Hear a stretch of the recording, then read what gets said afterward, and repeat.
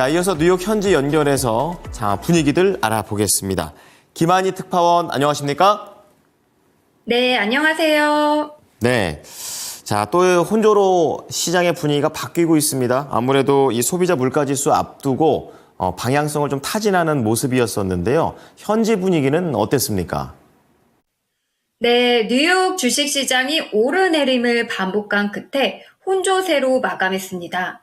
순환매수 중심인 다우지수와 러셀 2000 지수는 하락한 반면 기술주 비중이 높은 S&P 500과 나스닥 지수는 이틀 연속 상승세를 기록했는데요. 뉴욕 증권거래소에서 다우존스 30 산업평균지수는 전 거래일 대비 0.23% 하락한 4736.96의 장을 마쳤습니다. S&P 500 지수는 0.45% 오른 5495.51을, 나스닥 지수는 0.84% 상승한 17,025.88에 거래를 마쳤습니다. 오늘은 기술주가 상승세를 보인 가운데 테슬라가 기술주 상승 흐름을 주도했습니다.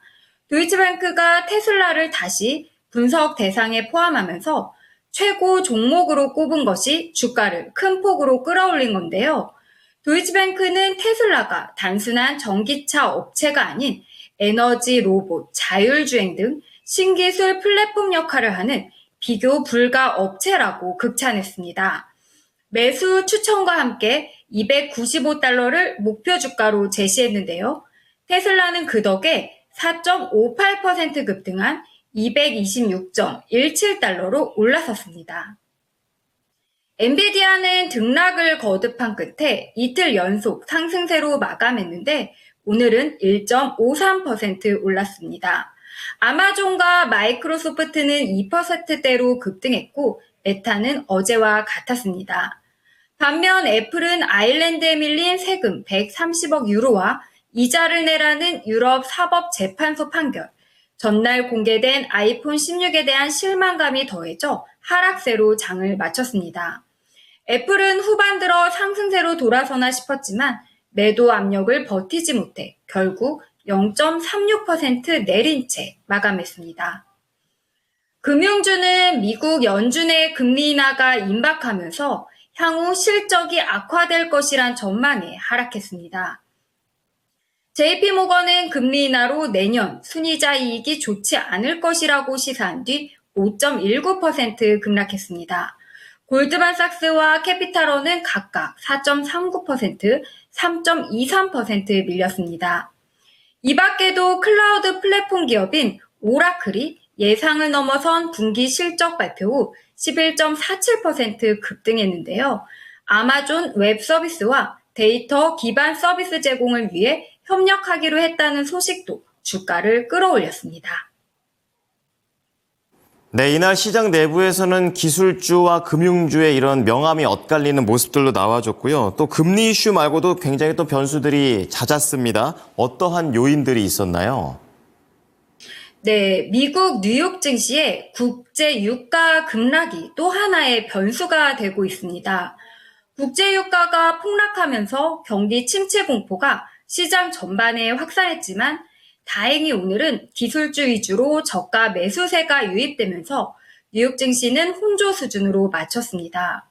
오늘 국제유가 기준물인 브렌트유가 수요 둔화 우려 속에 약 3년 만에 처음으로 배럴당 70달러 선이 무너졌습니다.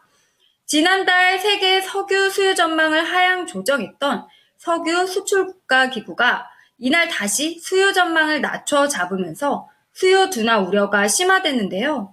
12월 오펙 플러스가 예정대로 증산에 나서면 석유 시장이 공급 초과 상태로 접어들 것이란 전망까지 나온 터라 시장 불안은 컸습니다. 중국의 경기 침체로 인한 수요 부족도 국제유가 하락에 한몫했습니다.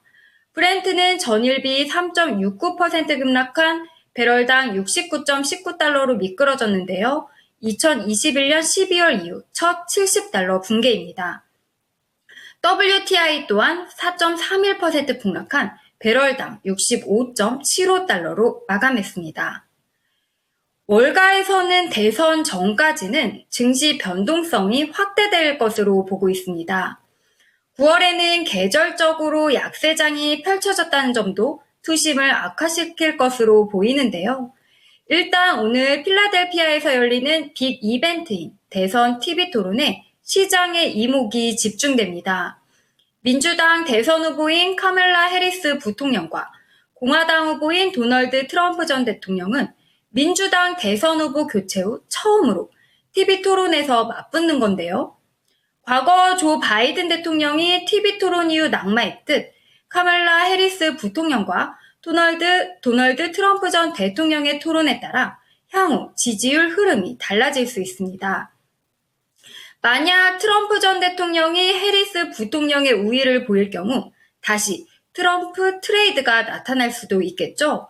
아울러 트럼프 전 대통령은 고율의 관세 부과를 예고하고 있어 인플레이션 반등 우려에 따라 국채금리가 다시 튀어오를 수도 있습니다.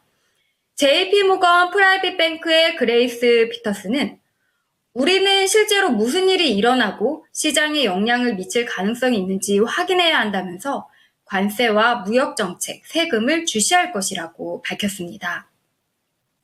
내일 일정 살펴보겠습니다. 내일은 연준이 금리를 결정할 때 중요하게 보는 지표 중 하나인 소비자 물가지수 CPI가 발표되는 날입니다. 금리 인하가 확실시되는 9월 FOMC 회의 전 나올 마지막 주요 지표가 될 텐데요. 지난달 CPI는 1년 전보다 2.6% 올라 직전달 상승률 2.9%에서 둔화할 전망인데요. 연준이 이미 인플레이션과 싸움에서 사실상 종료 선언을 했던 만큼 예상대로 인플레이션 둔화세가 이어진다면 시장은 안도할 것으로 전망됩니다. CPI가 예상을 넘어 큰 폭으로만 튀지 않는다면 오는 17일에서 18일 열리는 FOMC에서 금리 인하는 확실시됩니다. 패드워치는 9월 금리를 0.25%포인트 인하할 확률을 69% 반영 중입니다. 네, 시간상 오늘 미국의 대선 토론이 국내장에도 영향을 좀 많이 미칠 것 같습니다. 오늘 내용 잘 들었습니다. 네, 감사합니다. 지금까지 모닝인 뉴욕이었습니다.